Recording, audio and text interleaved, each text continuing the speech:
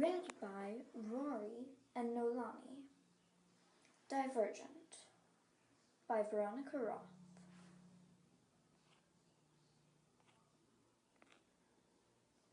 Chapter 1.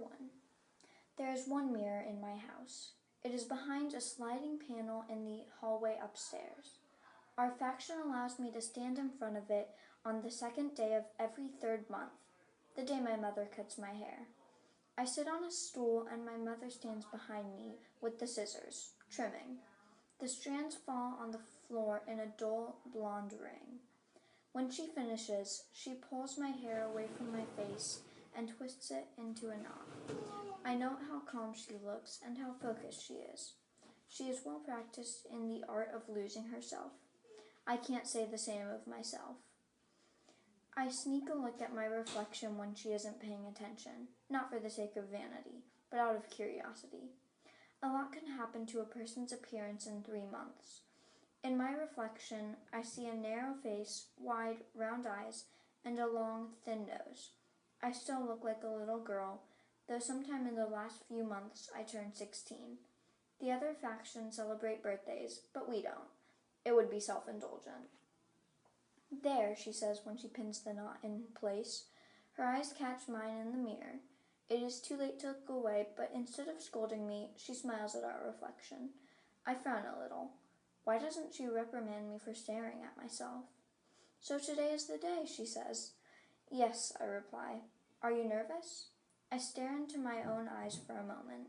Today is the day of the aptitude test that will show me which of the 5 factions I belong in. And tomorrow, at the choosing ceremony, I will decide on a faction. I will decide the rest of my life. I will decide to stay with my family or abandon them. No, I say. The tests don't have to change our choices. Right, she smiles. Let's go eat breakfast. Thank you for cutting my hair. She kisses my cheek and slides the panel over the mirror. I think my mother could be beautiful in a different world.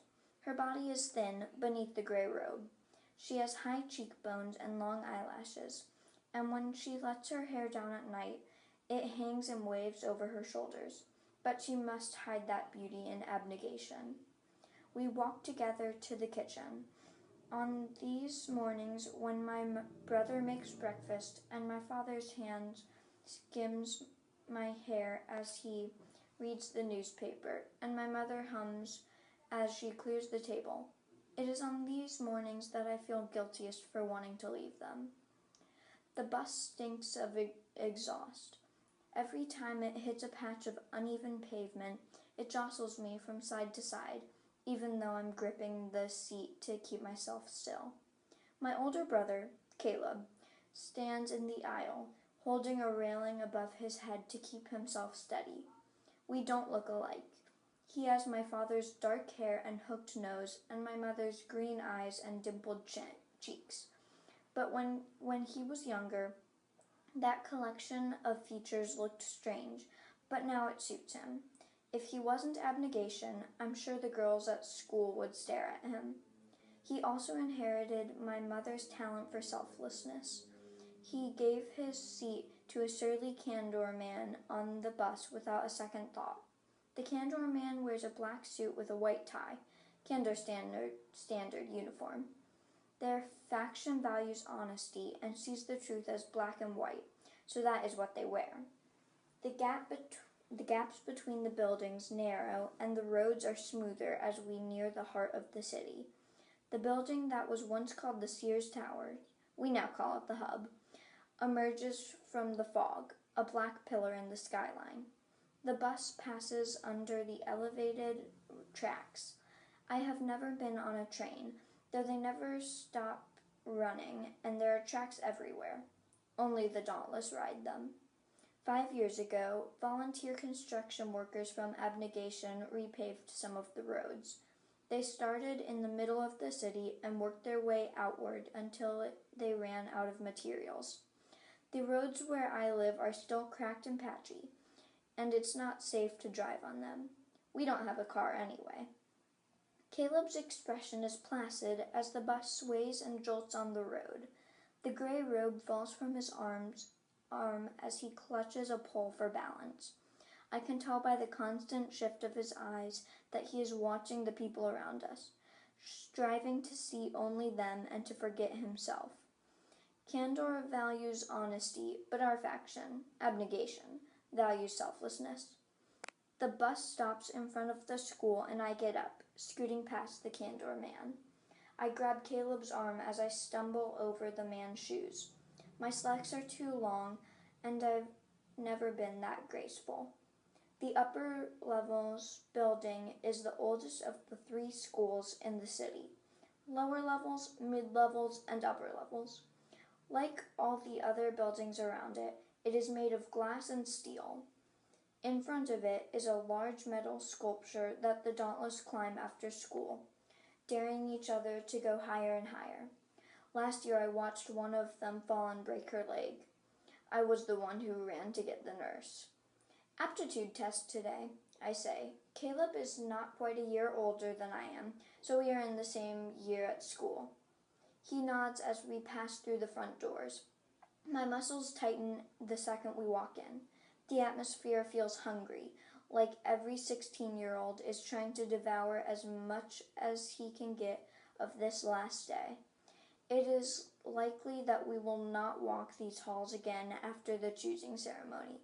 Once we choose, our new factions will be responsible for finishing our education. Our classes are cut in half today, so we will attend all of them before the aptitude test, which takes place after lunch. My heart rate is already elevated. You aren't at all worried about what they'll tell you? I ask Caleb. We pause at the split in the hallway where he will go one way towards advanced math, and I will go the other, toward faction history. He raises an eyebrow at me. Are you? I could tell him I've been worried for weeks about what the aptitude test will tell me. Abnegation, candor, erudite, amity, or dauntless? Instead, I smile and say, not really. He smiles back. Well, have a good day. I walk towards faction history, chewing on my lower lip. He never answered my question. The hallways are cramped, though the light coming through the windows creates the illusion of space. They are one of the only places where the factions mix, at our age. Today the crowd has a new kind of energy, a last day mania. A girl with long curly hair shouts, "Hey!" next to my ear, waving at a distant friend. A jacket sleeve smacks me on the cheek. Then a erudite boy in a blue sweater shoves me. I lose my balance and fall hard on the ground. Out of my way, stiff, he snaps and continues down the hallway. My cheeks warm. I get up and dust myself off. A few people stopped when I fell, but none of them offered to help me. Their eyes follow me to the edge of the hallway. This sort of thing has been happening to others in my faction for months now. The erudite have been releasing antagonistic reports about abnegation, and it has begun to affect the way we relate at school.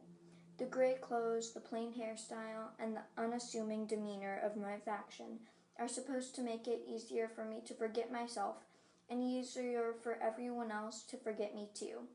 But now they make me a target. I pause by a window in the E-wing and wait for the Dauntless to arrive. I do this every morning. At exactly 7:25, the Dauntless prove their bravery by jumping from a moving train. My father calls the Dauntless Hellions. They are pierced, tattooed, and black-clothed. Their primary purpose is to guard the fence that surrounds our city. From what? I don't know.